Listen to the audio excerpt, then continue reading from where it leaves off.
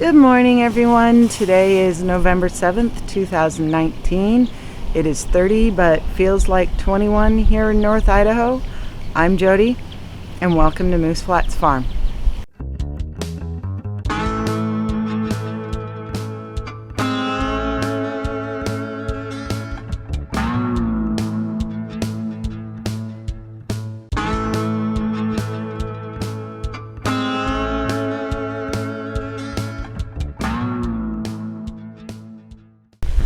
So this morning when I came out to feed, the juvenile hens have taught the 8 little ones to run to mom because she'll give a scratch. So I had 20 little ones under my feet. Makes it a little more difficult to feed.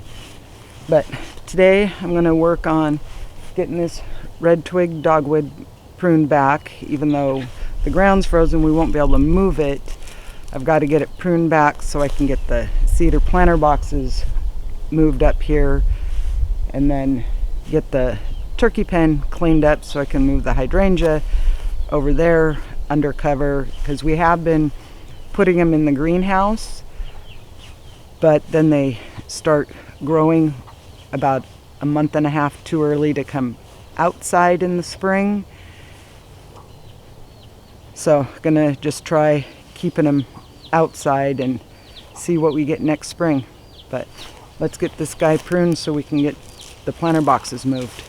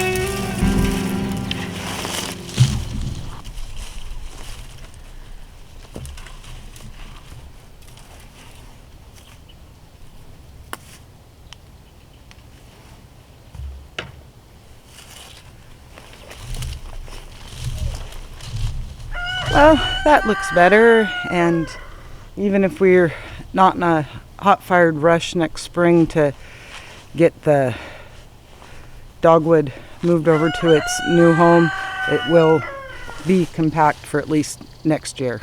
So clean up my mess and move on to the next step in this project. So now I'm going to see if I can use the dolly to move this planter box up. Be right back.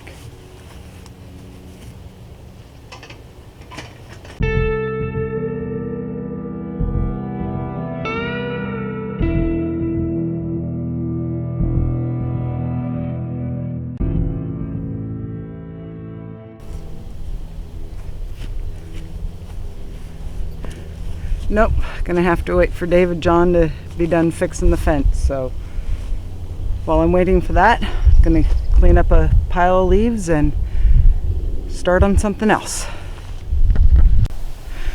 I'd really like to prune all the apple trees, but they haven't dropped their leaves yet. So I don't know if they're gonna get a prune this year, but this one that's got the broken stem, I am gonna cut that out at least.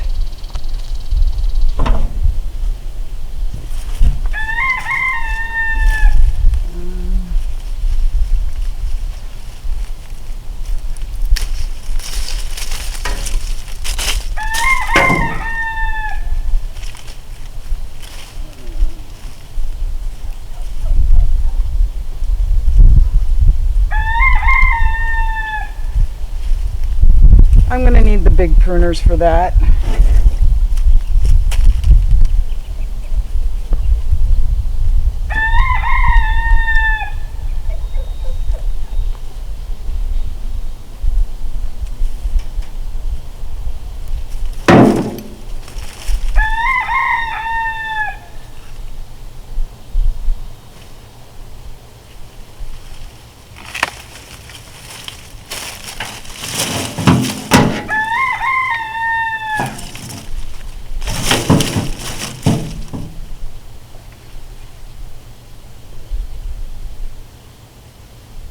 And probably just because I'm here, I'm gonna just prune those ones that are leaning over the fence into the garden.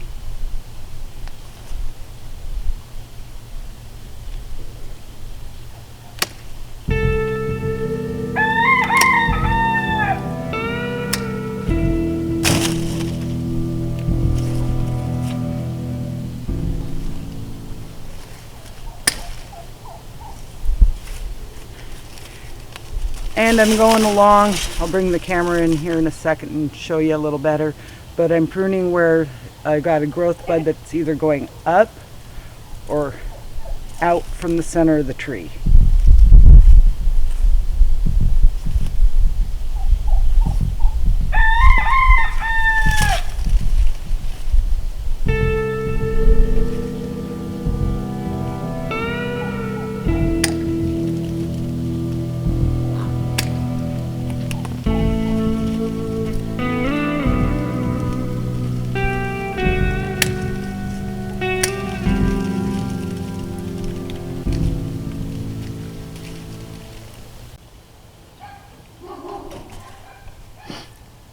Kiesel, Bella.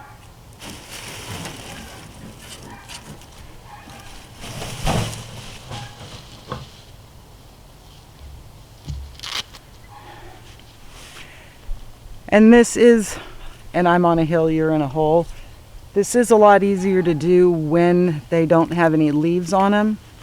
But let me see if I can show you with this camera kind of what I did.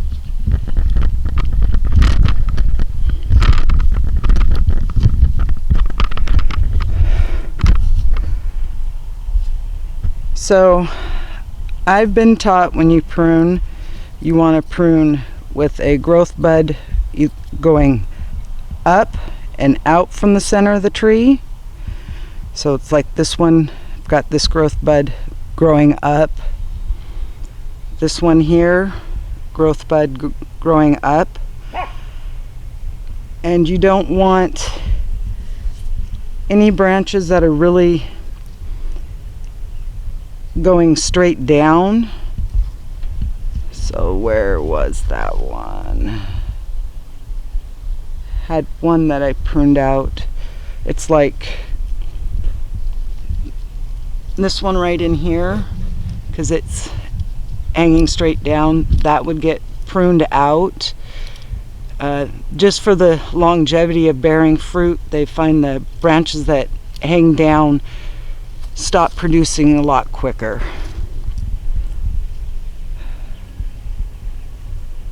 But like I said, it's a lot easier to see the internal structure with no leaves.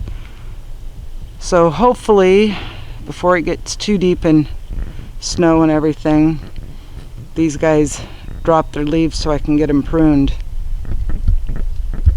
On the little pear tree, not really going to prune it a lot. It's more going to be pruning these few back ones to keep it off the fence. I know it was planted kind of close, but once it gets a little taller, it will just fill out up above.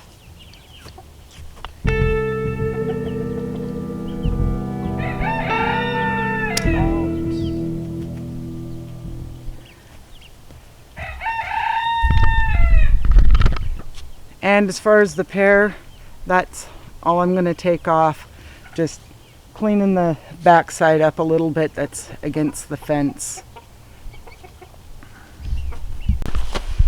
Now I'm going to clean out the old, in the shade, turkey coop. Get it cleaned up and ready for next year. And then get their pen pruned, if the little turkin lets me.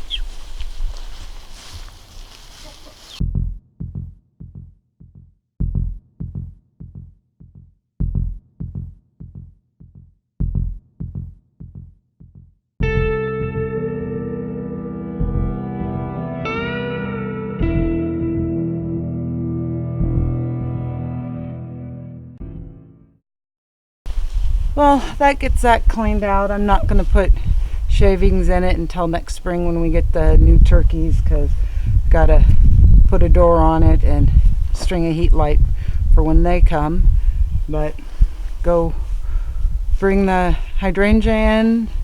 Gonna set it here so it's protected from the snow falling on it, and get the buckbrush and wild roses pruned out of their pen.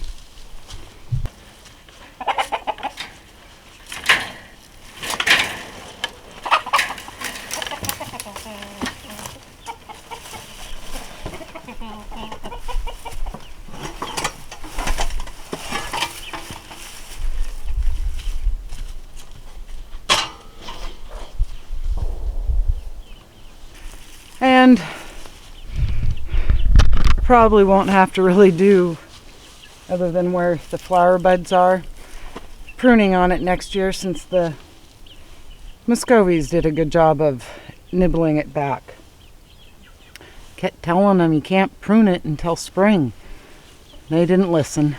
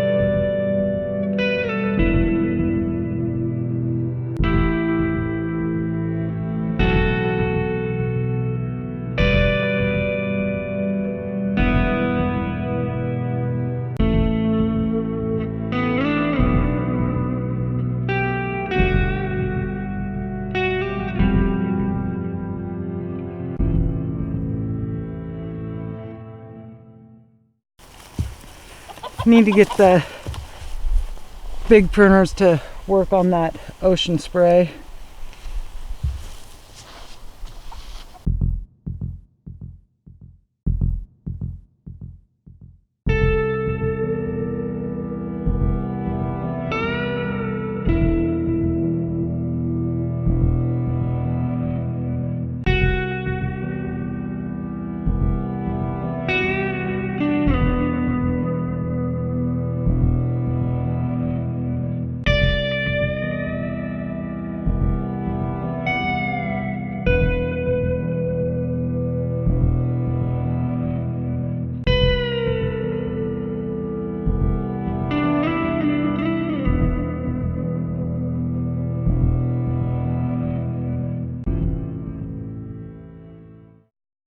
Get this kind of raked up, and it'll be ready when my decoration bale of hay is ready to go down.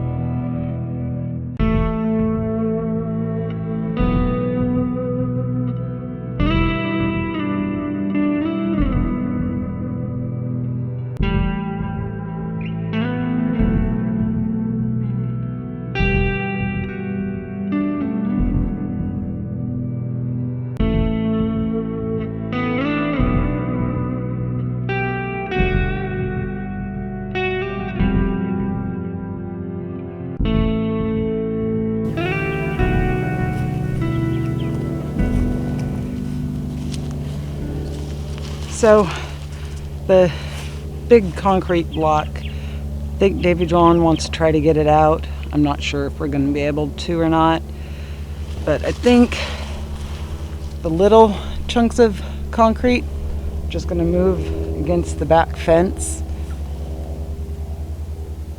And the reason I didn't cut the buckbrush all the way to the ground is I'd rather have a nub and see it than not see the nub when I got grass growing and step on it. And the Oregon grape, I don't know. Keep it or get rid of it. But gonna move the concrete blocks and then I'll show you what it looks like. So I just put the cement blocks along the edge of the fence. Did prune out the Oregon grape because evidently the turkeys won't eat it. And got it raked up so bare ground is exposed for the hay bale to go on. I think it will look pretty good next year for the new batch. And what we're planning on doing along the fence right here is moving the raspberries to over here. Can't do that in front of the chicken pen because of the driveway there and make it a little tight, but then that way we can put another fruit tree in. Now I got to convince them to get out. And Chicken Bach is settling into her new home. Had to shoo her around the corner this morning to show her where the food was, but she's no longer pacing at the gate. And the cool little bench I made for them, yeah, they're not using it. Doesn't even other than walking through here to get to grain, doesn't even look like they've been in here.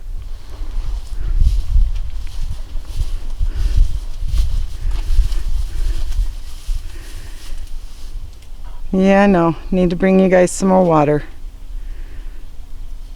I'll go do that now.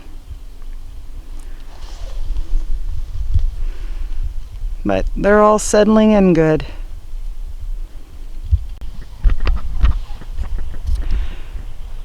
And before David John left for work, he helped me get the one big planter that had the delphiniums in it up here. And then I was able to move the Stilby one. Just have to go through, clean the tops off it. But that's their winter home. And the reason I need to move the Stilby from right here is in the winter when the snow falls off, it kind of dumps there and it'll be in the way for us digging it out. And the one at the end of the boardwalk,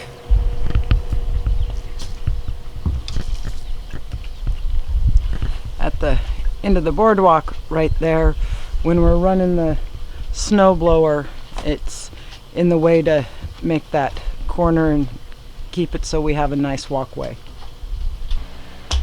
So I did something really dumb yesterday.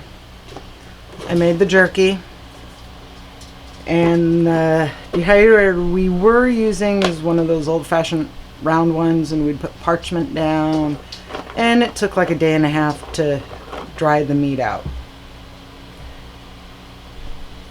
This year I used the Excalibur, and no, I'm not paid by them, it's just the new one we have.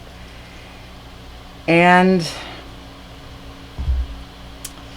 put them in about 4 o'clock yesterday, checked them about 7 o'clock I think it was. They were drying really good. They weren't dry enough to turn off.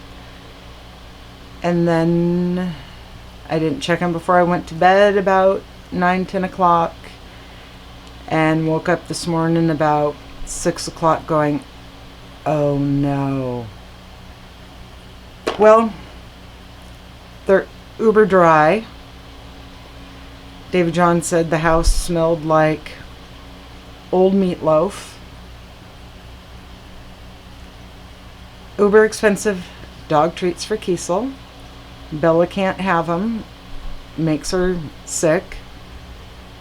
So far, Kiesel seems to be okay with it. And I think part of the problem was last year when I did with the round one, I had the parchment paper down, had the meat on the parchment paper. And this year I put it straight on the trays, turned it on the 165, and went to bed. So when it comes time to do turkey jerky, we'll be putting it in the dehydrator on a uber rainy, snowy day where we're going to be inside and we can monitor it a lot better than doing it at night when you go to bed.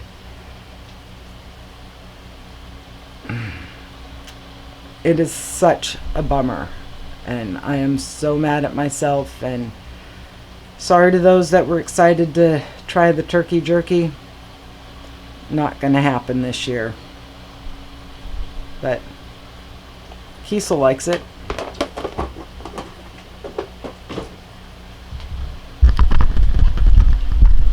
Kiesel.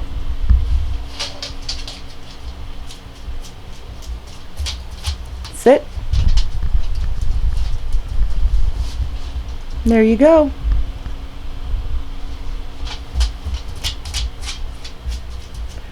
And off he goes. And off he goes to his bed to eat it. So I'm gonna do some thinking a little more, paying attention, and decide whether I'm gonna do parchment in the Excalibur so it slows the drying process down. But expensive dog treats. Well, that's where I'm going to end today's video. I hope you enjoyed it. Don't forget to hit the like and subscribe button. And as always, I hope you have a good day and a good week. And I'll see you on Sunday's video. Bye. But now I get to split kindling. Sounds like fun and excitement. Thought you guys like to see it. Don't worry, I'll do it in fast forward. I wish I could do it myself in fast forward.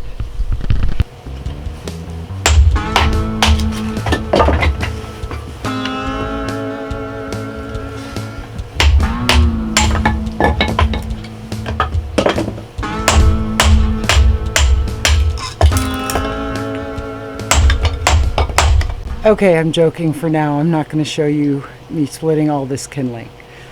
Get back with you in a little bit.